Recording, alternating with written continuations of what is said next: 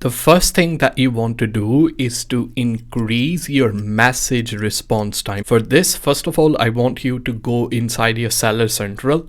Inside the Seller Central, scroll down and you will see listing with the questions. I don't know why a lot of people don't do this, but this can really damage your response time. So you want to click on listings with the questions. Once you will go inside the listing with the questions, it will show all the listing where you don't actually have responded to the messages that you received from the buyer. Not all the messages that we received from the buyer we need to reply to them, but what's happened is when you don't reply to the messages, eBay think that you are not responding to all the messages as well. So it can really damage your response time. In the listing, what you want to do is you click on where it say respond to the listing and then click on marked as answer as well. What's going to happen is eBay gonna think you have actually responded to each and every question. It will improve your response time. This is the one of the best way to increase your sale as well. I don't know why a lot of people don't do this. Okay, so next thing that you want to do, this is the second thing, is to actually refresh your store. What I mean by that, you can actually call eBay customer services, and you can ask them that they refresh your store, but you can actually do it by yourself as well. I want you to again go inside your Seller Central. Inside your Seller Central, select all the listings that you have and then go into bulk edit. In the bulk edit, again, you're going to select all of them. You're not going to make any changes, and then you're going to click submit. This is the way you actually refresh your store. It will give you a kind of trigger inside the algorithm when you refresh your store as well. This is the one of the best thing you can do as well. My name is Zencha. By the way, if you're enjoying this video, on this channel we talk about how to make money online from e-commerce and social media. So if you're interested in that kind of stuff, consider subscribing. The button is down below as well. Okay, let's move on to the number third. The number third, I want you to pay close attention to your picture. And I want to really quickly address why you shouldn't actually copy the picture from somebody else, because now the algorithms are very smart enough to understand this picture is copied by somebody else as well.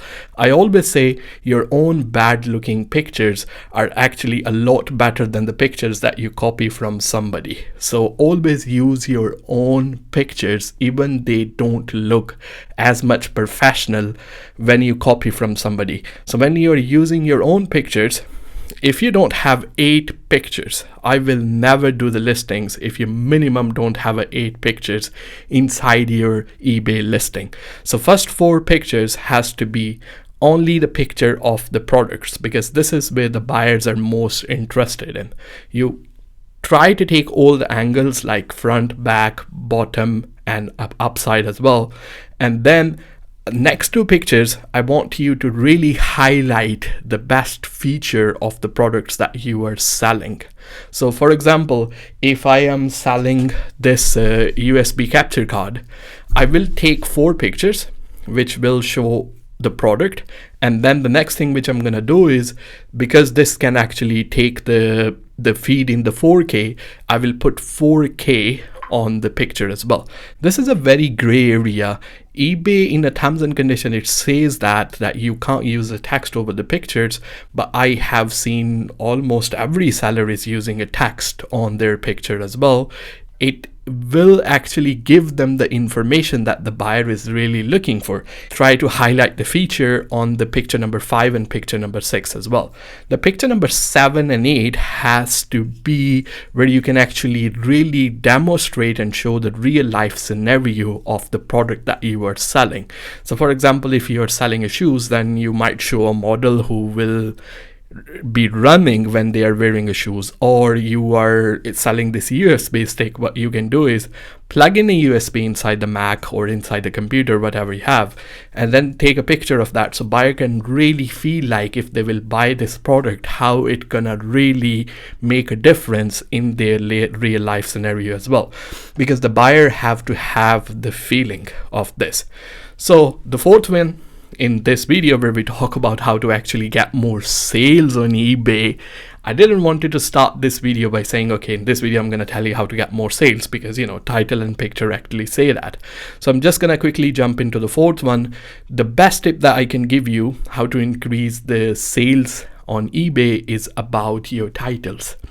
What you want to do for your titles is you want to have the highest search volume word inside your title. This is what the buyers are looking for most. There are two free ways which I will tell you how to do that.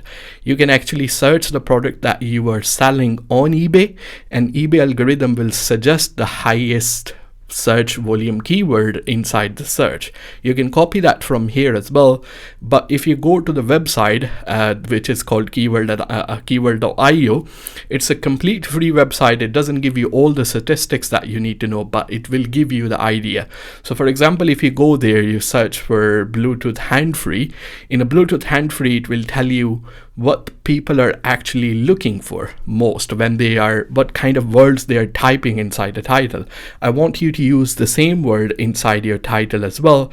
Then the chances are your listing will come up in the search because you are using exact word which the buyer is using most of the time to search that particular item. There is no point of using the words inside the title that buyers are not using to search for that particular item. Does that make sense? Because it's a complete free thing that you can actually do. What I always say, title is something which will bring the buyer over to your listing, and they will look at the pictures and then they will obviously decide what to do next. Okay, before you actually apply the promotion, this is the fifth thing that I want to talk about in this video. Promoting your listing. I want you to really see if the paying for the listing will be worth it as well. So this, before you go ahead, I want you to go inside your Seller Central. You can see how many views your listings are getting already.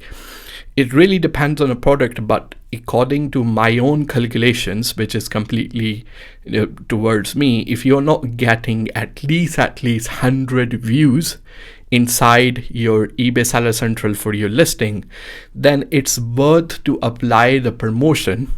Only 1%, go with only 1%, promote your listing by only 1% and see how much difference does that make. If you're already getting the views and if you apply the promotion, then obviously it's not a good idea. You're already getting a views. There must be something else which is wrong. If you're not getting a views, then it makes sense to actually promote your listing from the first and get little bit kick from algorithm, and then you can take off the promotion as well, because most of the time you get that activity and all those stuff happened on your listing already. So eBay know what kind of buyers to recommend your listing to and what kind of words they are searching inside the eBay search as well. So it will make sense to just start with one, and then just either, if you want to increase it, you can increase it depending on your profit margin, but you can actually take off from the promotion as well. So this is the one, applying the promoted listing. But the next thing that you want to do is, which is the most important one, and if you're getting a lot of value from this video, by the way, make sure you subscribe, click that subscribe button, and if you have any question, you can ask me inside the comment as well. So the sixth thing that you want to do inside your eBay, when you're initially listing the item on eBay, you want to have a little bit extra profit margin. You want to test both way. So put 5% up for the price that you will normally sell, and then switch on the offers where the buyer can actually send the offers. You can actually set what the minimum and maximum that you will accept as well. It will save you a lot of time when it comes to those sort of things. So you can auto accept it and auto decline the offer as well. But it's not only the offers that the buyer will be able to send. If somebody visit your listing and they are watching your item, then you will be able to send the offers to them as well. So what's happened when you send the offer to the buyer, eBay actually send the message to them inside their inbox. You can customize that message as well. You can tell the customer, this is your what normally eBay will send the message is say, this is your last chance to get get this item at the discounted price. So buyer will have a limited time to actually accept that offer as well. So by giving a physical reminder, once you have the best price feature active on your account, it's not just the buyer will be able to send you the offer, you will be able to remind the buyer. So this is the things that I don't see a lot of people are using it. Once your sale is low and you already have a profit margin inside your listing, just choose minimum 5%. I think that's the minimum that you can choose. Give them only 5% discount and you will get a lot of activity happening on your account.